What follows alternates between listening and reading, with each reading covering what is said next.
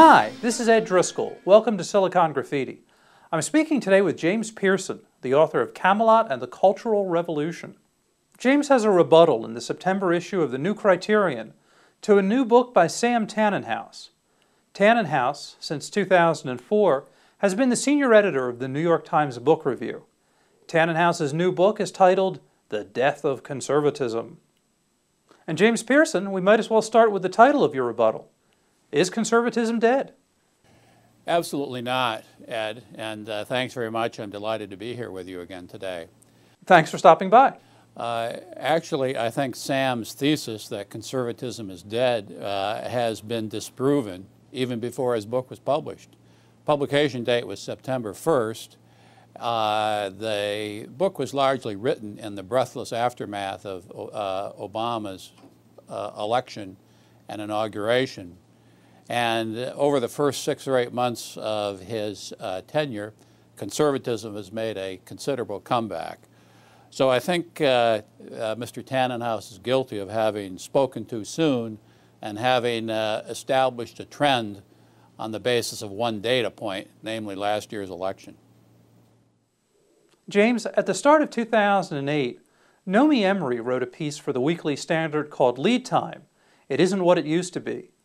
There were plenty of books that called modern liberalism dead immediately after the 2004 presidential election, only to watch it come roaring back in the 2006 midterms and especially the 2008 presidential election. After that election, closely fought in the popular vote, if not the Electoral College numbers, as you just mentioned, there was a similar consensus that President Obama had ushered in a new permanent majority for the left. Since it seems that Tannenhouse's book is part of that cycle, is the accelerating pace of change itself a growing danger to authors? Well, I think that's true. This book was based on an essay that appeared in the New Republic last March, written basically in January and rushed into print by September. It's a very short book, 124 pages of small pages and large print. There's not very much to it. It's an ill-thought-through book.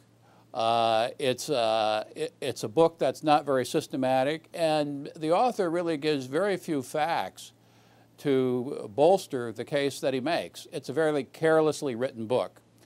Now, one interesting point about this is Mr. Tannenhouse is, of course, the editor of the New York Times Book Review. And it's very dangerous, in my opinion, for an editor of a book review to publish a book. Why? Because it expresses his taste in books. And if the editor of a book review puts out a bad book, as Mr. Tannenhouse has done, it discredits his editorship. And I think that's what Mr. Tannenhouse has done with the publication of this careless manifesto. Someone at the Weekly Standard caught this quote from Tannenhouse. Quote, "We see in it the Democratic Party's recent history of choosing centrist, explicitly non-ideological presidential candidates. Kennedy, Johnson, Carter, Clinton, Obama, as contrasted with the Republicans' preference for ideologically committed ones, Goldwater, Reagan, George W. Bush." Setting aside Tannenhouse's previous examples, how does someone arrive at the conclusion that President Obama is, quote-unquote, explicitly non-ideological? I don't understand this point of view. Tannenhouse's claim that Obama is a centrist. He's not. Even on his own saying, he's a progressive. He's by far the most liberal president that we've elected in the United States probably ever, certainly the most liberal since Franklin Delano Roosevelt. And this is based upon Obama's own statements, his own record in the Senate, and indeed his record as president over the first 7 or 8 months of his term in office. So yes, I don't think Obama's a centrist at all. And we'll see if he's going to be able to survive as an extremely liberal president or if he's going to have to tack back to the center as Clinton did. Now, but going back to your point that we've had various predictions that, in the past that conservatism is dead, yes. After Goldwater was defeated in 1964, it was thought that you could never nominate another conservative candidate, that it was dead forever. When Clinton was elected in 1992, it was thought conservatism was dead. And Gingrich made a comeback in 1994. It was thought, because Clinton was such a successful president, in terms of economic growth, that Democrats would continue to capture the presidency. It didn't happen, and now we're making the same prediction. And of course, over this period of years, there were many predictions that liberalism was dead. Indeed, I was one of those who made such a prediction. I didn't make that prediction. I said that post-war liberalism was dead and liberalism changed its character in the 1970s. Shortly after President Reagan passed away in 2004, James, you wrote a famous piece for the Weekly Standard called Punitive Liberalism, which you wrote that President Reagan had vanquished during his time in office. In retrospect, was its demise merely temporary as well? Yes, now my point there was that what liberalism changed in the 1970s from a kind of a progressive and hopeful philosophy to one that was very much focused on America's sins. The sins of racism, the depredation of the environment, the treatment of immigrants, the treatment of women, and liberals became very much focused on that, and they became focused on reform as an instrument of punishing America for these past misdeeds.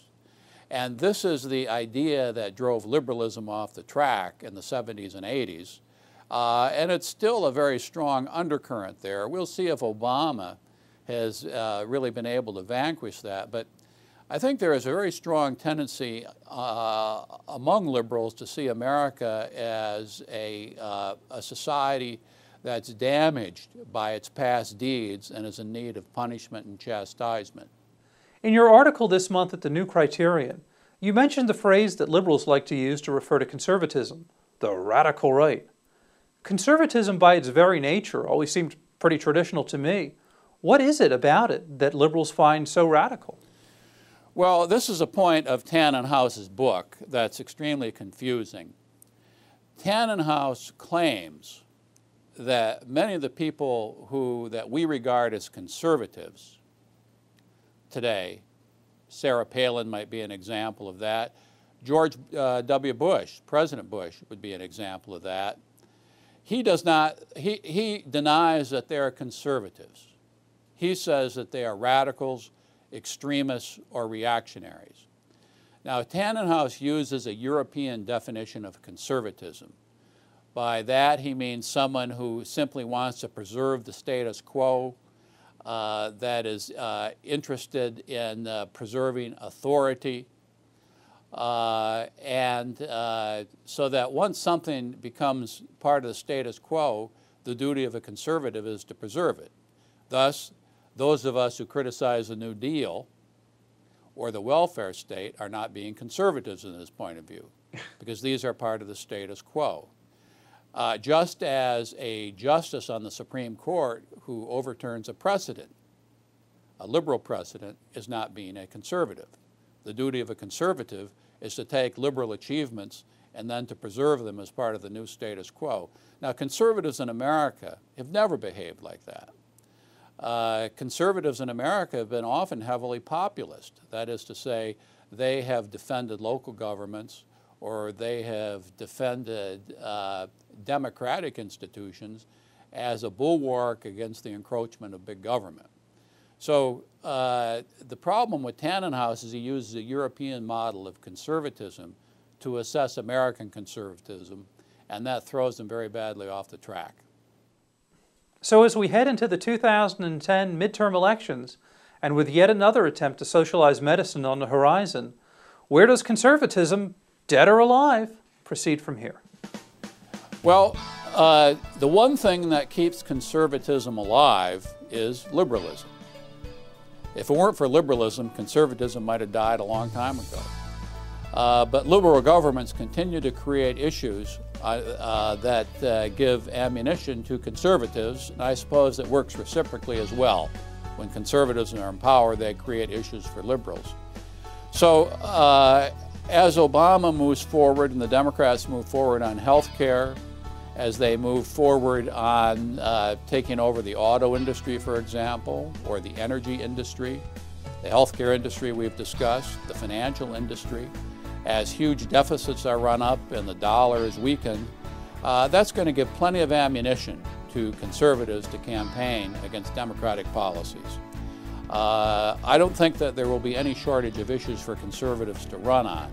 I believe Republicans will capture the House of Representatives next year, in 2010, and I think they will be able to make a strong case against Obama in 2012.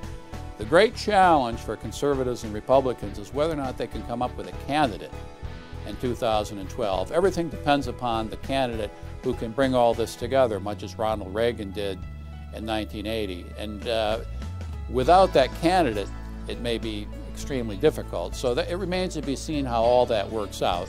But I think conservatism has already made a comeback. Tannenhaus's case has already been disproven. And I think it's clear that conservatives and Republicans will make a strong showing against Democrats in the next couple of years. We've been speaking with James Pearson of the Manhattan Institute about his new article, Is Conservatism Dead?, which you can find online at www.newcriterion.com. And James, thanks for stopping by Silicon Graffiti. Thanks very much, Ed. For Silicon Graffiti, I'm Ed Driscoll.